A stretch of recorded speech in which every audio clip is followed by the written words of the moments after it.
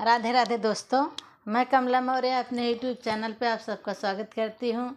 दोस्तों, आप सब कैसे, आशा करती हूँ कि आप लोग अच्छे होंगे, जहाँ रहें मस्त रहें और आप लोग अंत तक वीडियो देखें ताकि आप लोग को गाना पूरा समझ में आए और अच्छा लगे और ज़्यादा से ज़्यादा लोग को आप लोग शेयर करें ताकि मेरा सपोर्ट भी हो सके।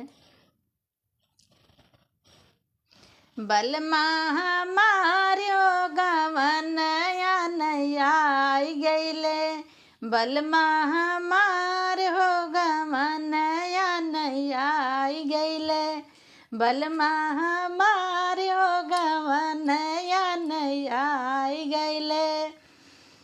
पहली पठाऊनी ससुर मोरिया, पहली पठाऊनी ससुर मोरिया।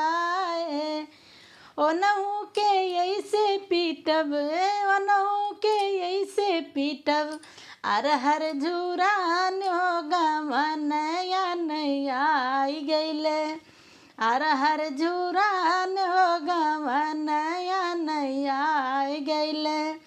बलमा हमार हो गवनया नया आई गईले, बलमा हमार हो गवनया नया आई गईले।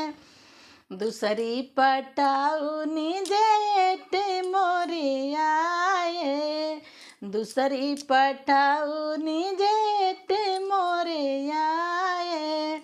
ओनहु के ऐसे पीटब, ओनहु के ऐसे पीटब, सरसों झुरान हो गवनया नया आई गईले, सरसों झुरान हो गवनया नया आई गईले। बलमा हमार हो गवनया नया आई गईले, बलमा हमार हो गवनया नया आई गईले। तीसरी पटाऊनी देवर मोरिया, तीसरी पटाऊनी देवर मोरिया। ओनहु के ऐसे पीटब, ओनहु के ऐसे पीटब, धनिया झुरान हो गवनया नया आई गईले, धनिया झुरान हो गवनया नया आई गईले। बलमा हमार हो गवनया नया आई गईले, बलमा हमार हो गवनया नया आई गईले। चौथी पटाऊनी सजन मोरिया, चौथी पटाऊनी सजन मोरिया। ओनहु के ऐसे पूजब, ओनहु के ऐसे पूजब, सिर भगवान हो गवनया नया आई गईले, सिर भगवान हो गवनया नया आई गईले।